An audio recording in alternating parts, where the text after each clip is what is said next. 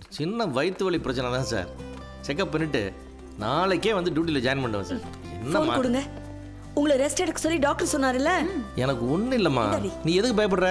இந்த பாருங்க ஃபாதர், வேலையோட உங்கள் ஹெல்த் தான் எங்களுக்கு ரொம்ப முக்கியம். நீங்களாம் இருக்கும்போது எனக்கு என்னடா குறை? ஷிரடி விபூதிங்க, பயப்படாதீங்க, பாபா இருக்காரு.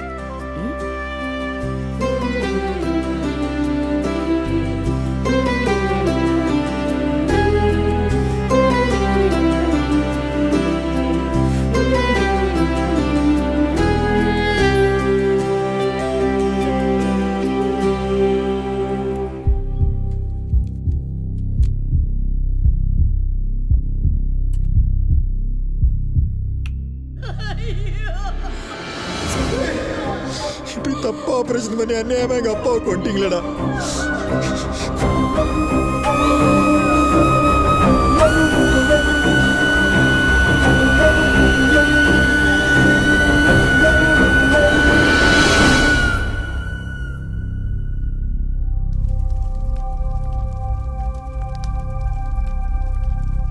நேற்று காலை சென்னையில் உள்ள தனியார் மருத்துவமனை ஒன்றில் கிருஷ்ணமூர்த்தி என்ற ஹெட் கான்ஸ்டபிள் வயிற்று வலி காரணமாக அனுமதிக்கப்பட்டிருந்தார்.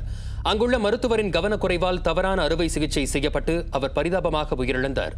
அவரின் மரணத்திற்கு காரணமான அந்த தனியார் மருத்துவமனையின் மருத்துவர் மற்றும் நிர்வாகத்தின் மீது சைதாப்பேட்டை காவல் நிலையத்தில் வழக்கு பதிவு செய்யப்பட்டுள்ளது.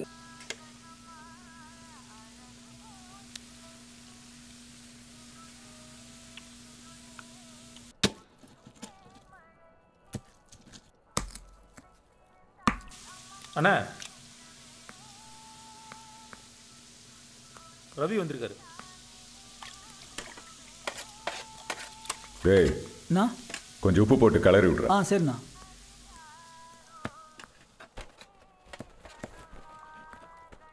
டேய் அண்ணா, என்னடா அது? சின்ன சின்னதா விட்டுறா. சரிண்ணா.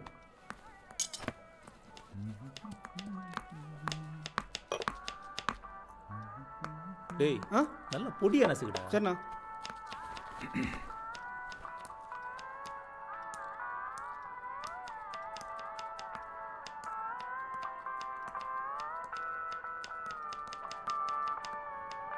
வரவி, வணக்கண்ணே. எப்படி இருக்க? நல்லா இருக்கண்ணே.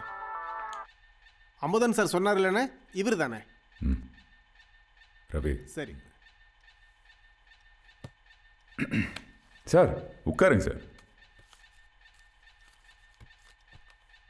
நேரம் விஷயத்துக்கு வாங்க சார். எங்கள் அப்பா இறக்கிறதுக்கு முன்னாடி அவரோட சொத்தை எனக்கும் எங்கள் அண்ணனுக்கும் சரிசமமாக பிரித்து கொடுத்தாரு சார். நான் என் சொத்தை ஃப்ரெண்டு ஒருத்தனை நம்பி பிஸ்னஸ் பண்ணி எல்லாத்தையும் இழந்துட்டேன் சார். இழந்தது மட்டும் இல்லை, நிறைய கடை வேற ஆயிடுச்சு சார். எங்கள் பூர்வீக வீடு ஒன்று இருக்குது, அந்த வீட்டை விற்றா நான் என்னோட மொத்த கடன்லேருந்து மீண்டுருவேன் சார். ஆனால் அந்த வீட்டை விற்க எங்கள் அண்ணன் ஒத்துக்க மாட்டேங்க. என்ன சொல்கிறேன்? எவ்வளவு கஞ்சினாலும் அந்த வீட்டை விற்க விட மாட்டேன். அந்த பணம் மட்டும் எனக்கு கிடைக்கலன்னா குடும்பத்தோட சாகிறத தவிர வேற வழியே இல்லைன்னு கெஞ்சனேன் சார். எங்கள் அண்ணன் மனசாட்சியே இல்லாமல் முடியாதுன்ட்டான் சார். அதனால தான் வேற வழி இல்லாமல். பணம் எவ்வளோ இருக்கு? நீங்கள் கேட்ட 10 லட்சம் அதில் இருக்கு சார். என் பேர் வெளியே தெரியாமல் பார்த்துக்கோங்க.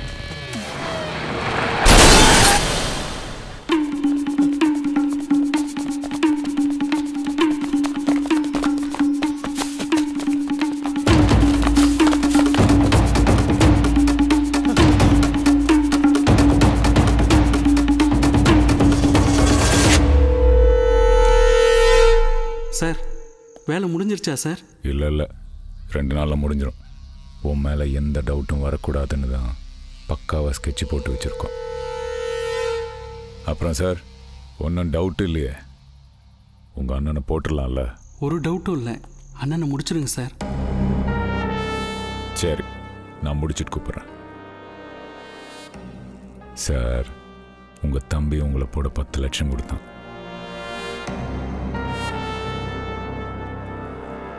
நீங்கள் 50 லட்சம் கொடுத்துருங்க, உங்கள் தம்பியை போட்டுடுறேன்.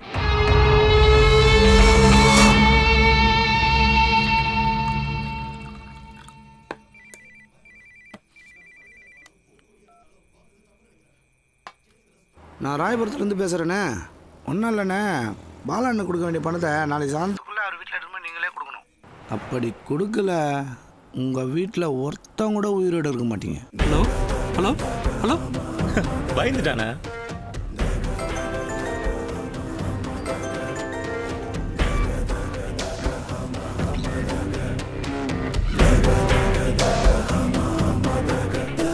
சார் சொல்லுங்க சார். சார் நான் பணம் தர வேண்டிய பாலு ஆளை வச்சு மிரட்டுறேன் சார். நாளைக்கு சாயந்தரத்துக்குள்ள பணம் வேணும்னு கேட்குறேன். எனக்கு ரொம்ப பயமா இருக்கு சார். என்ன சார் சொல்றீங்க? பாலு ரொம்ப மோசமான ஆளாச்சு சார். நம்ம வேலை வேற முடியும் 2 நாள் ஆகும். சார் நீங்கள் ஒன்று பண்ணுங்க, ஃபேமிலியோட பாண்டியன் லாட்ஜ் வந்து தங்கிடுங்க. நான் இதுக்கும் பசங்களை சேஃப்டிக்கு அனுப்பி வைக்கிறேன். டேய் மச்சி, சாம்பார் எடு.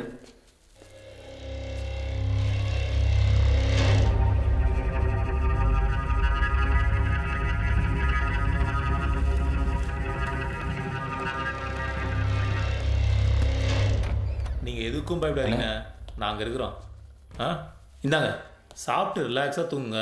சரி, எதுவாக இருந்தாலும் எனக்கு ஃபோன் பண்ணுங்க. சரி, நான் பக்கத்து ரூமில் தான் இருப்பேன். சரி சார்.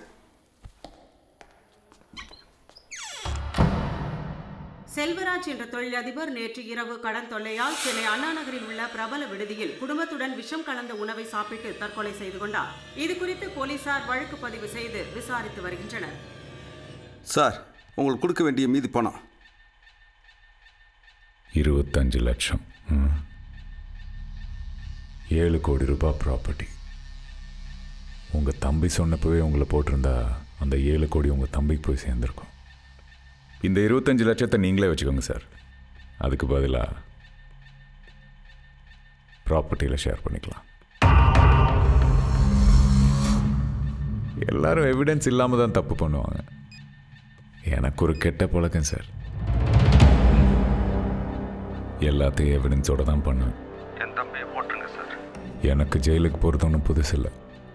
ஆனால் உனக்கு சொந்த தம்பியோட சாவுக்கே காரணமாயிட்டோன்னு ரொம்ப அசிங்கமாக போயிடும்ல.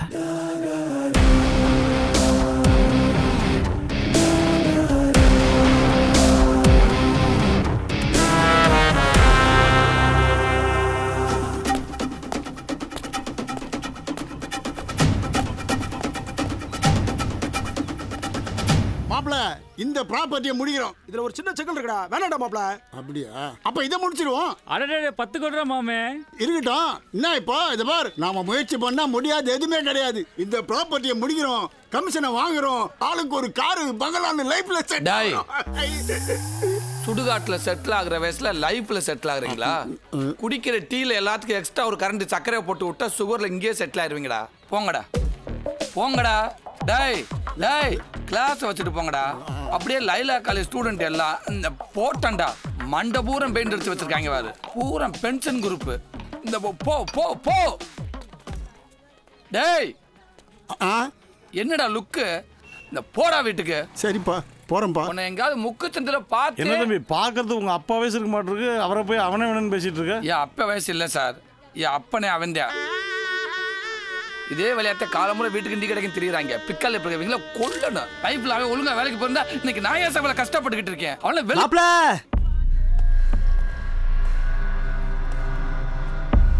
குமார் கிட்ட கந்து வட்டிக்காரனுங்க பிரச்சனை பண்ணிட்டு இருக்கானுங்கடா. என்னடா சொல்ற?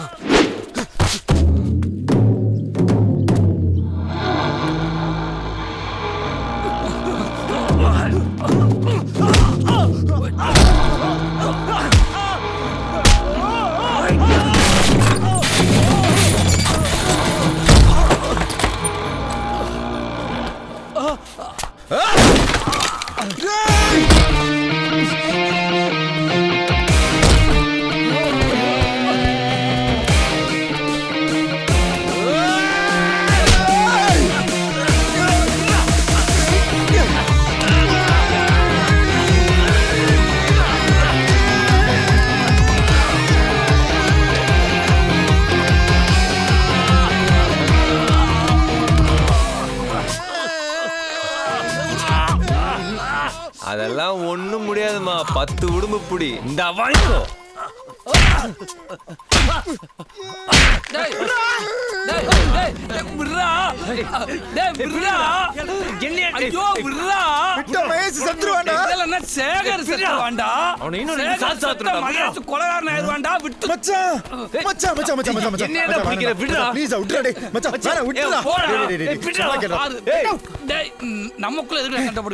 என்னடா பிரச்சனை?